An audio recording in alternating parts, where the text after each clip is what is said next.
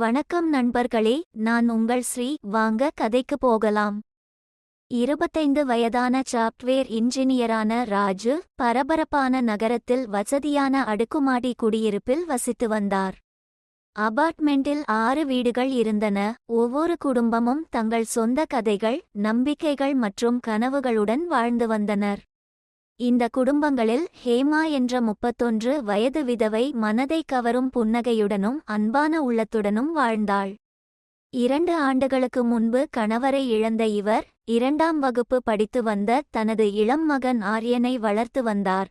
பக்கத்து கிராமத்தைச் சேர்ந்த அன்பான மற்றும் அக்கறையுள்ள பெண்ணான தனது மனைவி பிரியாவை திருமணம் செய்யும் வரை ராஜுவின் வாழ்க்கை பெரும்பாலும் சீரட்டதாகவே இருந்தது. அவர்கள் திருமணமாகி 1.5 வருடங்கள் ஆகியிருந்தன. அவர்களது உறவு வலுவாகவும் அன்பால் நிரப்பப்பட்டதாகவும் இருந்தது. பிரியா இப்போது 8 மாத கர்ப்பிணியாக இருந்தாள். பிரசவத்திற்காக அவள் சொந்த ஊருக்குச் சென்றுவிட்டாள். ராஜுவை அவர்களின் குடியிருப்பில் தனியாக வாழ விட்டுவிட்டார். பிரியா அவர்களின் பக்கத்து வீட்டுக்காரரான ஹேமாவுடன் நெருங்கிய நட்பு கொண்டிருந்தார். அவர்கள் அடிக்கடி ஒன்றாக நேரத்தை செலவிடுவார்கள். கதைகள், சிரிப்பு மற்றும் எப்போதாவது கண்ணீர். பிரியா ஹேமாவின் வலிமையையும் நெகிழ்ச்சியையும் பாராட்டினாள். அதே சமயம் ஹேமா பிரியாவின் அரவணைப்பிலும் நேர்மையிலும் ஆறுதல் கண்டாள். பிரியா மூலம் ஹேமா ராஜுவை பற்றி நிறைய கற்றுக்கொண்டார். அவரது இரக்கம், அவரது கடின உழைப்பு மற்றும் அவரது மனைவி மீது அவரது மாறாத அன்பு ஆகியவற்றை தெரிந்து கொண்டாள். பிரியா பிரசவத்திற்காக அவள் சொந்த ஊருக்குச் சென்றதால் ஹேமா ராஜுவை அடிக்கடி பார்க்க ஆரம்பித்தாள். அவள் சாப்பாடு கொண்டு வந்தாள். அவன் தன்னை கவனித்துக் கொள்கிறான் என்பதை உறுதி செய்து கொண்டாள். ராஜு வேலையில் பிஸியாக இருந்தபோது குடியிருப்பை ஒழுங்கமைக்க உதவினாள். ராஜு ஹேமாவின் கருணையை பாராட்டி அவளது சகவாசத்தை மேலும் மேலும் அனுபவிக்க ஆரம்பித்தான். நாட்கள் வாரங்களாக மாற ராஜு மற்றும் ஹேமாவின் பந்தம் வலுவடைந்தது.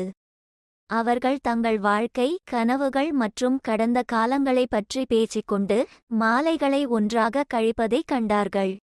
மறைந்த கணவன் மீது ஹேமா வைத்திருந்த அன்பையும் அவரை இழந்த வேதனையையும் ராஜு அறிந்து கொண்டார்.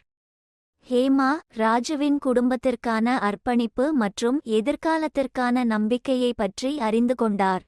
ஒரு மாலை அவர்கள் பால்கனியில் அமர்ந்து சூரியன் அடிவானத்தில் மறைந்தபோது ஹேமா தனது தனிமையை திறந்தாள். கஷ்டம் ராஜு, என்றாள் மெதுவாக. சில நேரங்களில் நான் நினைவுகளில் மூழ்குவது போல் உணர்கிறேன். ராஜு மெல்ல அவன் கையை நீட்டினான். நீ தனியாக இல்லை ஹேமா, உனக்காக நான் இங்கே இருக்கிறேன். நாம் இதை ஒன்றாகச் சமாளிக்கலாம். அவர்களின் கண்கள் சந்தித்தன. அந்த நேரத்தில் அவர்களுக்கு இடையே ஒரு சொல்லப்படாத புரிதல் சென்றது. அவர்கள் 2 ஆன்மாக்கள் ஒருவருக்கொருவர் நிறுவனத்தில் ஆறுதல் தேடுகிறார்கள். தங்கள் சொந்த போராட்டங்களுக்கு மத்தியில் ஆறுதலையும் இணைப்பையும் கண்டனர். வாரங்கள் செல்ல செல்ல ராஜு மீது ஹேமாவின் பாசம் ஆழமானது.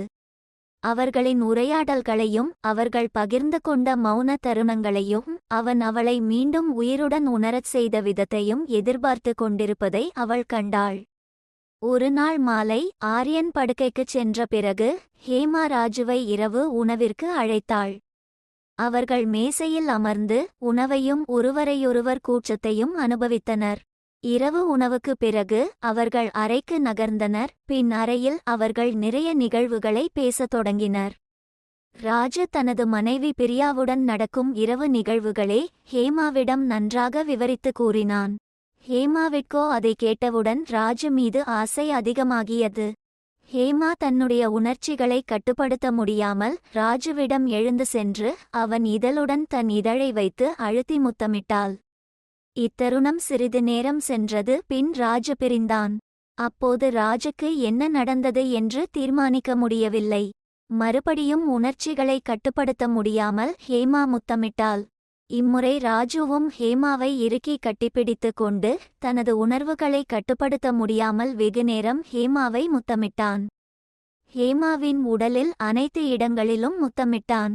பிரியா கூறிய அனைத்து உரையாடல்களும் ஹேமா கண்முன் தோன்றியது. பின் ஹேமா அவளது துணிகளை அவிழ்த்தாள். ராஜுவின் துணிகளையும் ஹேமாவை அவிழ்த்தாள்.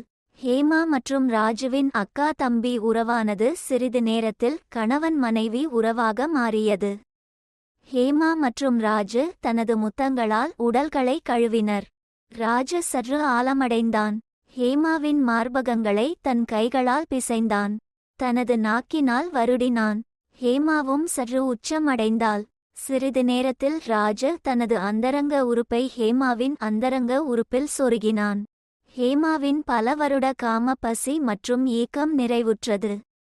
ஹேமாவின் அந்தரங்க உறுப்பில் தனது அந்தரங்க உறுப்பை வேகமாக விட்டு எடுத்துக்கொண்டிருந்தான் ராஜு. ஒரு அரை மணி நேரம் இப்படியே செய்து கொண்டிருந்தான். பின் ராஜுவுக்கு உச்சம் அடைந்து விந்து வெளியேறியது. அதை ஹேமாவின் வாயில் ராஜு விட்டான்.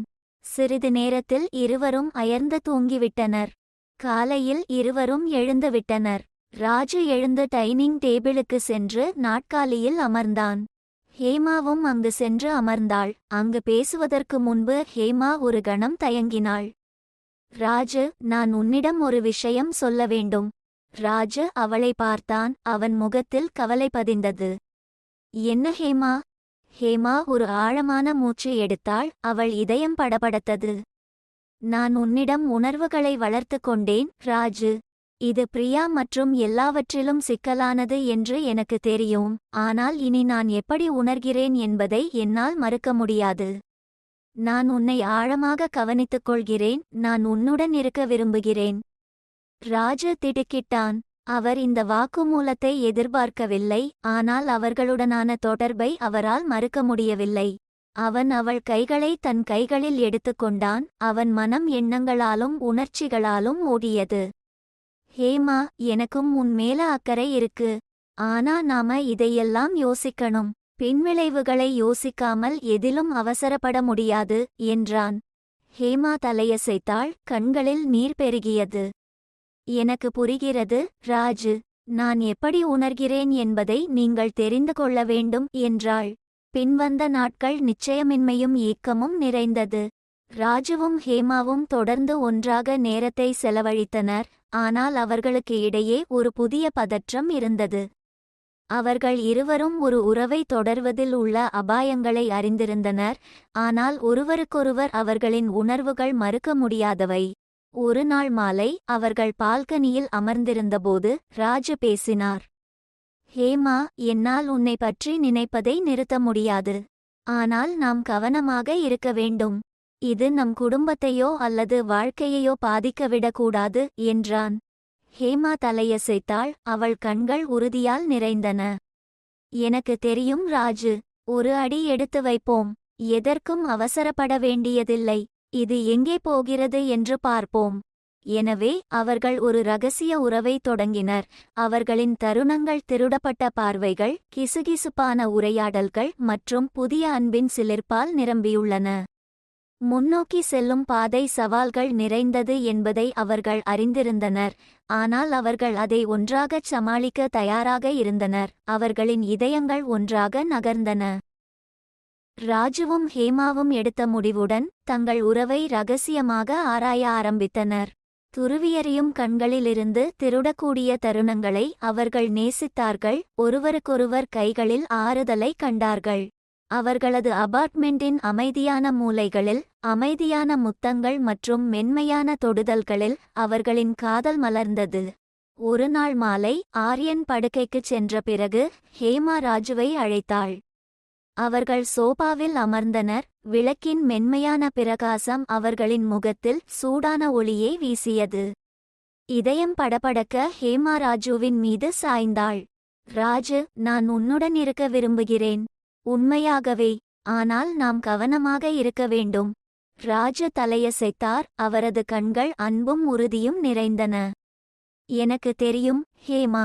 நாம் அதை மெதுவாக எடுத்துக்கொள்வோம். ஆனால் எதுவாக இருந்தாலும் நான் உங்களுக்காக இங்கே இருக்கிறேன் என்பதை நீங்கள் தெரிந்து கொள்ள வேண்டும் என்றான். பின் அவர்களின் உரையாடல்கள் தொடர்ந்தது. இம்முறை இருவருமே தனது உணர்ச்சிகளின் ஆழத்தை அறிந்து முத்தமிட்டனர். ராஜு ஹேமாவை சோபாவிலேயே படுக்க வைத்து அவளின் மார்பகம், வயிற்றுப் பகுதி மற்றும் அந்தரங்க பகுதி என அனைத்து பகுதிகளிலும் நாக்கினால் நக்கினான். ஹேமாவும் ராஜுவின் அந்தரங்க பகுதியை தனது வாயினால் சப்பினாள்.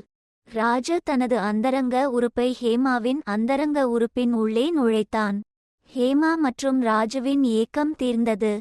ஹேமா இசா என்று கத்திக் கொண்டிருந்தாள். சில மணி நேரங்களில் ராஜுக்கு விந்து வெளிவந்தது. ராஜு விந்தை ஹேமாவின் அந்தரங்க உறுப்பின் உள்ளேயே விட்டுவிட்டான். பின் சோபாவிலேயே இருவரும் ஒருவரை ஒருவர் கட்டிப்பிடித்துக் கொண்டு உறங்கிவிட்டனர். காலையில் சூரியனின் வெளிச்சம் அவர்களின் முகங்களில் பட்டது. இருவரும் எழுந்துவிட்டனர். அவர்களின் உதடுகள் ஒரு மென்மையான முத்தத்தில் சந்தித்தன. அவர்கள் சொல்லாத வாக்குறுதிகளை அடைத்தனர். அந்த தருணத்திலிருந்து அவர்களின் காதல் வலுவடைந்தது. அவர்களின் பிணைப்பு ஆழமானது. அவர்கள் சிறிய விஷயங்களில் மகிழ்ச்சியைக் கண்டார்கள். ஒன்றாக சமைப்பது, திரைப்படங்களை பார்ப்பது மற்றும் ஒருவருக்கொருவர் முன்னிலையில் இருப்பது. அவர்களின் உறவு வளர்ந்தவுடன் சவால்களும் அதிகரித்தன. அவர்கள் கவனமாக இருக்க வேண்டும். தங்கள் ரகசியத்தை யாரும் கண்டுபிடிக்கவில்லை என்பதை உறுதிப்படுத்திக் கொள்ள வேண்டும். அவர்கள் ஒரு வழக்கத்தை வளர்த்து கொண்டனர். இரவில் தாமதமாக அல்லது அதிகாலையில் சந்திப்பது, பொது இடங்களை தவிர்ப்பது மற்றும் எப்போதும் தங்கள் சுற்றுப்புறங்களை கவனத்தில் வைத்திருப்பது. ஒரு மாலை அவர்கள் பால்கனியில் அமர்ந்திருந்தபோது ஹேமா தனது கவலையை வெளிப்படுத்தினார். ராஜு, யாருக்காவது தெரிந்தால் என்ன? இது நம் குடும்பங்களை பாதித்தால் என்ன செய்வது என்றாள். ராஜு அவள் கையை பிடித்து சமாதானப்படுத்தினான். நாம் ஜாக்கிரதையாக இருப்போம் ஹேமா. நம்மிடம் உள்ளதை எதையும் பாதிக்கவிட மாட்டோம். ஆனால் நாமும் நேர்மையாக இருக்க வேண்டும். அது மிகவும் கடினமாக இருந்தால் அதை ஒன்றாக வழிநடத்த ஒரு வழியை கண்டுபிடிப்போம். அவன் வார்த்தைகளில் ஆறுதல் அடைந்து தலையசைத்தாள் ஹேமா. அவர்கள் இருவருக்கும் ஆபத்துகள் தெரியும். ஆனால் அவர்கள் ஒன்றாக எதிர்கொள்ள தயாராக இருந்தனர். மாதங்கள் செல்ல ராஜு மற்றும் ஹேமாவின் காதல் ஆழமானது. அவர்கள் தங்கள் நம்பிக்கைகள், கனவுகள் மற்றும் அச்சங்களை பகிர்ந்து கொண்டு ஒருவருக்கொருவர் நம்பிக்கைக்குரியவர்களாக மாறினர். ஹேமா ராஜுவை மேலும் மேலும் காதலிப்பதைக் கண்டாள். அவனது இருப்பு பல வருடங்களாக அவள் உணராத அமைதியையும் மகிழ்ச்சியையும் அவளுக்கு தந்தது. ஒருநாள் மாலை அவர்கள் ஜன்னல் அருகே அமர்ந்து மழை பெய்வதை பார்த்து கொண்டிருந்தபோது ராஜு ஹேமாவின் பக்கம் திரும்பினார்.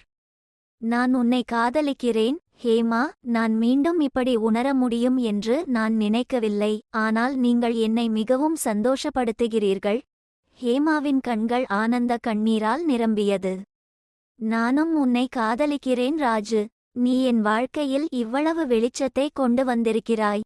நீ இல்லாமல் இருப்பதை என்னால் கற்பனை செய்து பார்க்க முடியாது. அவர்களின் காதல் நம்பிக்கையின் கலங்கரை விளக்கமாக இருந்தது. மனித இதயத்தின் நெகிழ்ச்சிக்கு ஒரு சான்றாக இருந்தது. முன்னோக்கி செல்லும் பாதை சவாலானது என்பதை அவர்கள் அறிந்திருந்தனர்.